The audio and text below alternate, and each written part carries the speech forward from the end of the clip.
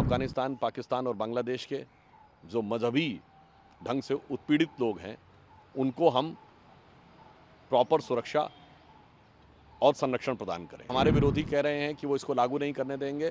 इसका मतलब जो लोग ये कहते थे कि संविधान खत्म हो जाएगा, वो संविधान को खत्म कर रहे हैं। अन्यथा केंद्र के द्वारा, संसद के द्वारा पारित कानून को कोई राज्य विधानसभा कैसे कह सकती है कि वो लागू नहीं करने देंगे? इसका अर्थ हो गया कि आप संविधान को नहीं मान रहे हैं। मोदी जी से एक बार ये पूछा गया था कि आप 24/7 काम करने की ऊर्जा कहाँ से लाते हैं? तो उन्होंने कहा था कि रोज 1 से 1.5 किलो गाली खाता हूँ, उससे ऊर्जा पाकर पुनः आपकी सेवा में लग जाता हूँ। नैतिक दृष्टि से देखें तो हम इन 3-4 देशों में एकमात्र सेकुलर देश हैं।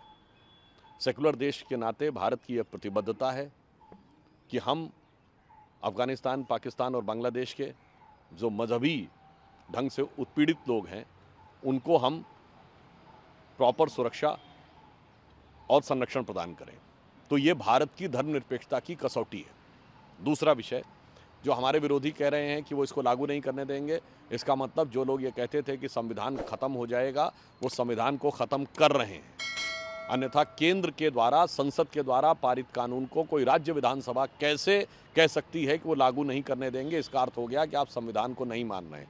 दूसरा पॉइंट, कि सीए नागरिकता से जुड़ा विषय है। नागरिकता का विषय राज्य का विषय नहीं है, केवल और केवल केंद्र का विषय है।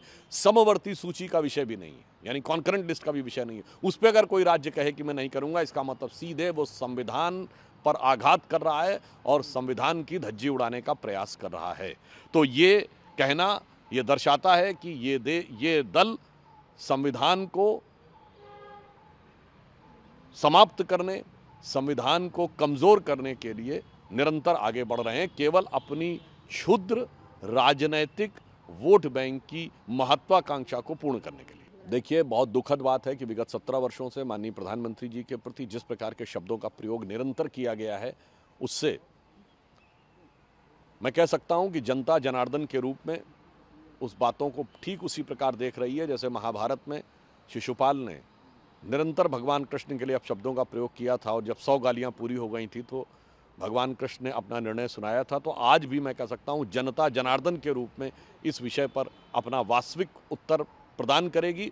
परंतु हम ये भी कहना चाहते हैं कि मोदी जी से एक बार ये पूछा गया था कि आप 24/7 काम करने की ऊर्जा कहाँ से लाते हैं? तो उन्होंने कहा था कि रोज 1 से 1.5 किलो गाली खाता हूँ, उससे ऊर्जा पाकर पुनः आपकी सेवा में लग जाता हूँ। तो आप प्रधानमंत्री जी के लिए नफरत पैदा करते रहिए, परंतु प्रधानमंत्री जी ईश्वर में विश्वास रखकर, जनता में विश्वास रखकर उसकी सेवा में लगे रहते हैं और जनता उनको मोहब्बत देती रहती है।